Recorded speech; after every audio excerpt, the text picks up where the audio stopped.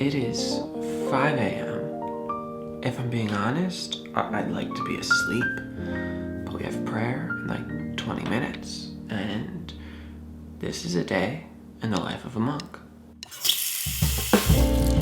I don't know how authentically monastic it is to do your hair in the morning, but I've got to be on camera all day. Our day began right before 5 a.m. as you saw. At 4:55 my alarm went off, I rolled out of bed, and soon I was off to prayer for the 5:20 a.m. morning prayer. It's a little wrinkly from being in my bag, but it'll do. It was a really unique time. I was the only non-monk in the chapel getting to sit and hear the prayers, hear the readings, and reflect on what an amazing way to start the day. Reading from the book of Exodus, chapter 17. The reading from the writings of Blessed Columba Marmion. As it was in the beginning, is now, and ever shall be, world without end. Amen. After that, there was a bit of free time, and I went back to my room, was able to read for a bit, and enjoy being on the monastic grounds. Despite that momentary feeling of, what have I gotten myself into, which I find myself thinking a lot when I make these videos, but especially when the alarm goes off at 4:55 in the morning, today's been a great day. It's just after 7 o'clock now. We prayed the morning office, I was able to chant the psalms with the monks, and now we're getting ready for Mass. And here you could see a few more people trickling in. People getting ready to go to their busy jobs in the heart of Washington, D.C., all dressed up and ready to go. But first, they were starting their day at a monastery, choosing to live out that Christian vision of being in the world, but not of the world. Human selfishness and judgmentalism, even in a monastery, take a lifetime to overcome, and may not be really overcome. It is harder to remember that I must do something about my selfishness and judgmentalism before I fight those qualities in you. After Mass, we had a bit of time to go around, and I filmed some reflections which you're about to see here. So here's a slight confession. This video could probably be more appropriately titled, Protestant Lives 2 Consecutive Half Days in the Life of a Monk, but that just is cumbersome and weird, so who would ever write that? But I got in yesterday. Got in around 2 o'clock and started just taking some time walking around the property with Brother Ignacio. We filmed a bit of the Stations of the Cross, went through the library, and he showed me around all the property. And honestly, we just spent a lot of time off camera, talking, enjoying the time, and having some time to unwind. Then I went to Vespers and Compline, ate dinner with the monks. That's slightly out of order, but there you have it. And then after that, I was able to spend some time with the lay community here. There's several guys that live here with the monks in a separate area, and a lot of them are students, and we were just kind of sitting, talking, and they said, hey, want to go to Compline at the Dominican House of Studies? It's just down the street, and I think you'd really like it. So, I mean, when in Rome, which D.C. is feeling a bit like Rome in this area between the National Shrine, Pope John Paul II, and Catholic University of America. I digress, but anyway, we went over to the Dominican House of Studies for a beautiful Compline service, which was really incredible to get to see. And I thought it'd be worth just kind of answering that question of, like, why do I do these things? I mean, really, why am I, as a Protestant, spending my time at a Catholic monastery? Is this just for YouTube views? Do I secretly want to become Catholic and just can't admit it? Like, what on earth am I doing? I see your comments asking these questions, and they're fair questions.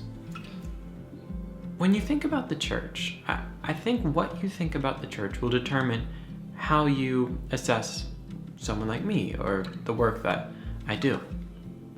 You see, when I look at the divisions in the church, I see something that is profoundly heartbreaking.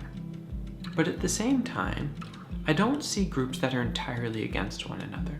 Some people see Catholics, Orthodox, Protestants as separate teams that aren't only separate but are working against one another. Or if you want to think of it in terms of the military, you have these warring factions. They're not just different units. They're not even allies in a war. They're not even kind of like hired hands that can work together in extenuating circumstances. For some people, these are people who are at war with one another.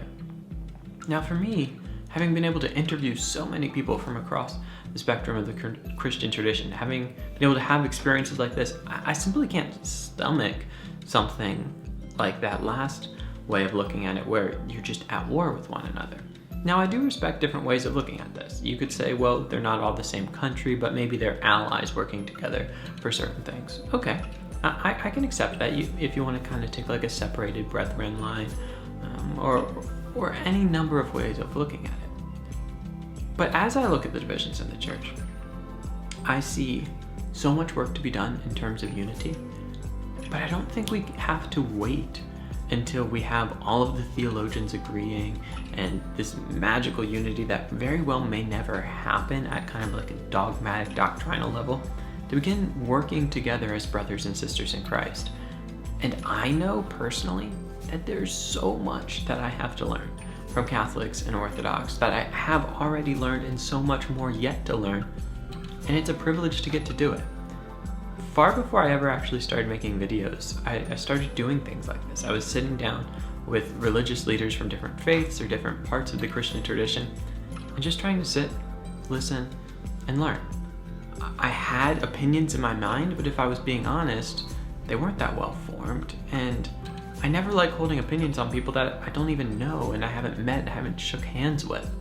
And I think if we want to foster Christian unity, it looks like reaching across those lines that divide us and saying, hi, I'm Austin. This is what I believe, but I want to listen and learn from you. So that's what I'm doing here. That's what I'm doing with these videos. I'm trying to listen, I'm trying to learn, I'm trying to see what the faith looks like, not just in terms of words in a textbook, but in real life, everyday, lived out expressions, especially in some of these most deep and meaningful expressions like the monastic life, something that's so intriguing to me because it's so foreign to much of Protestantism. So that's what I'm doing here today at St. Anselm's Abbey in Washington, D.C. And it's a privilege to get to take you along with me.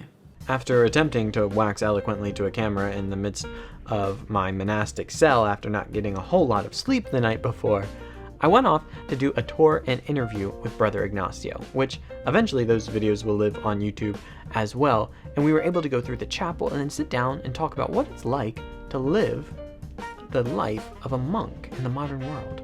What does that entail? And I was able to ask some of those questions that I think many of us would want to ask, but are maybe just too embarrassed to ask. And so if you haven't seen that video, be sure to check it out after this one. So when I put up the hood, when I was teaching at the school, they said I looked like a Jedi Knight. And I said, yeah, I had the lightsaber of Christ, right? So it's just after 5 o'clock here. The monks just finished up praying the rosary, and we're getting ready to go pray Vespers. That means it's time to go pray. Hey, Austin. Welcome. Welcome to St. Anselm's Abbey. We're about to pray Vespers. Let's come on into the chapel.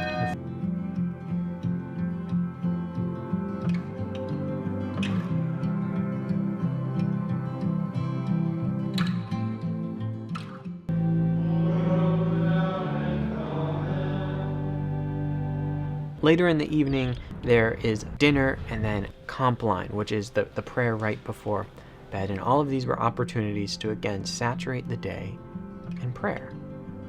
Now, for the monks, the day ended there. But as I mentioned earlier, I was able to go out with some of the guys from the local community who live there and go over to the Gregorian House of Studies and get to see their compline, which was absolutely beautiful, done in the dark with everyone in their white robes and the light only shining on a statue of Mary. I mean, it was quite a beautiful atmosphere. The incense was going, and it was really just a proper atmosphere of prayer and reflection. After that, we went back, and just when I thought we were getting ready to go to bed for the night, the guys asked if I wanted to pray in the chapel for 30 minutes, because that was how they were ending all of their days during Lent. And I just found that to be such a beautiful practice.